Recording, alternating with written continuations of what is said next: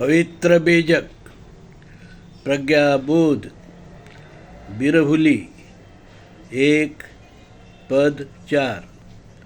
बिरहुली एक पद चार इस प्रकार है। मास आसरे शीतल बिरहुली, बोईनी सातो बीज बिरहुली। बिरहुली एक पद चार इस प्रकार है। मास आसरे शीतल बिरहुली, बोईनी सातो बीज बिरहुली। शब्द अर्थ। अब शब्द अर्थ जानेंगे। शब्द अर्थ। मास, मास का अर्थ है महीने। आश्रय का अर्थ है सभी। शीतल का अर्थ है अनुकूल, ठंड। बोईनी का अर्थ है बुआई, लगाना। सातों का अर्थ है सभी प्रकार के। बीज का अर्थ है जन्म, उगम का स्रोत, मूल बीज। बिरहुली का अर्थ है सृष्टि, जग। अब हम प्रज्ञाबोध जानेंगे। प्रज्ञाबोध। परमात्मा कबीर बिरहुली के इस पद में कहते हैं, भाइयों, निराकार निर्गुण चेतन तत्व राम ने सृष्टि के निर्माण के लिए सभी काल अनुकूल बनाए, जो बीज को धारण कर विविध प्रकार के पेड़ पौधे, बेल, तृण, घास फूस, कंद मूल वाले अनाज पैदा किए, जिससे पृथ्वी के जीव जंतु, प्राणी, पशु पक्षी, जलचर, थलचर, कीट पतंग सबका उदर निर्वाह हो, भरण पोषण हो, अन्न, जल, वायु, शीतलता और धूप मिले, ताकि ऋतु अनुसार जीवन चक्र बना रहे। परमात्मा कबीर ने अपनी पवित्र वाणी बीजक में हमें सृष्टि का निर्माण कैसे हुआ ये बताया। परमात्मा कबीर ने बताया, निराकार निर्गुण चेतन तत्व राम ही सबका निर्माता है, वही परम पिता है, वही सृष्टि को धारण किए हुए है, उसी ने सृष्टि बनाई है। कण कण में वो राम है और हम सब उसी से बने हैं, हम सब उसी में है। तो इस प्रकार का जो राम है वह कबीर साहब ने अपनी पवित्र वाणी बीजक में हमें बताया। राम वो नहीं जो लोग समझते हैं दशरथ का पुत्र राम। यहाँ राम का मतलब है चेतन तत्व राम, जो अजर अमर सर्वव्यापी सार्वभौम परमात्मा है, वो राम। ऐसा कबीर साहब ने हमें बताया। और कबीर साहब ने ये बताया हमें कि सृष्टि का निर्माण जो है सबके पालन पोषण भरण के लिए हुआ है, इसलिए किसी का शोषण मत करो, अनावश्यक हत्या मत करो।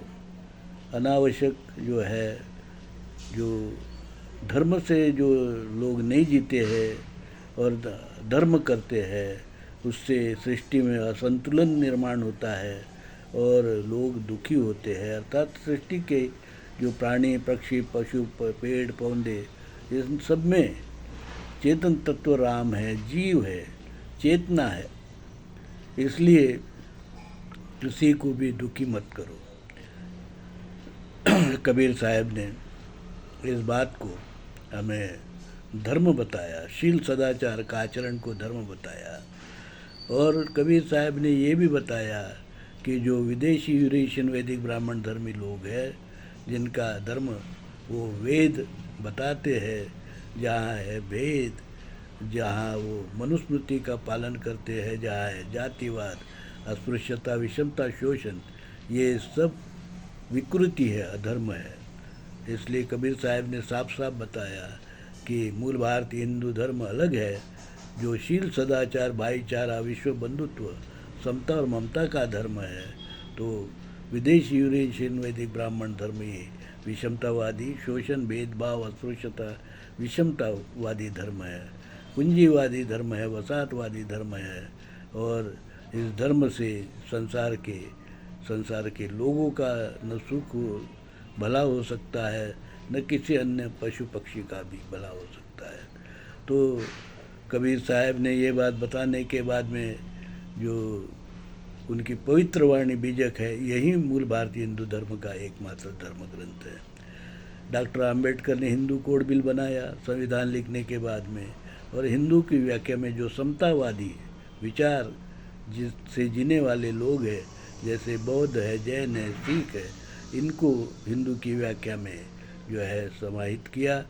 पर विदेशी यूरेशियन वैदिक ब्राह्मण धर्मी लोग जो विषमतावादी है, शोषणवादी है, उसको हिंदू की व्याख्या से बाहर इसलिए रखा कि ना वो समतावादी है, वो साथ साथ इसके साथ साथ हिंदुस्तान और हिंदू समाज के, हिंदू धर्म के जो है वो विरोधी है, शत्रु है, देश के शत्रु है।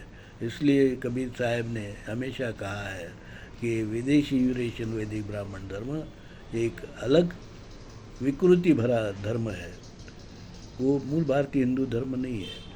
विदेशी यूरेशियन वैदिक ब्राह्मण धर्मी लोगों ने हमारे मूल भारतीय हिंदू धर्म के वृक्ष पर अपना विषैली डाल जो है प्रत्यारोपित किया। जैसे कबीर साहब ने अलग कर दिया, काट के अलग कर दिया, बताया ये अलग है और मूल भारतीय हिंदू धर्म अलग है, विदेशी यूरेशियन वैदिक ब्राह्मण धर्म का विषैली शाखा अलग है, उसको काट कर अलग कर दिया। तो इस प्रकार से मूल भारतीय हिंदू धर्म, जिसे आज धर्मात्मा कबीर ने उनकी पवित्र वाणी बीजक से हमें शिक्षा दी है, हिंदू कोड बिल के कायदे है। और मैं दौलत राम, धर्म विक्रमादित्य कबीर सत्व परमहंस दौलत राम जगत गुरु नरसिंह मूल भारतीय हिंदू धर्म विश्वपीठ प्रतिष्ठान कल्याण का मैं जगत गुरु हूँ। हमने विश्व कल्याण के लिए ये मूल भारतीय हिंदू धर्म विश्वपीठ कल्याण बनाया है, जिसके माध्यम से पूरे विश्व में हम समतावादी मूल भारतीय हिंदू धर्म का प्रचार प्रसार कर रहे हैं। आइए इस काम में आप भी जुट जाइए, ताकि आपका और विश्व का कल्याण हो सके। साधु साधु साधु।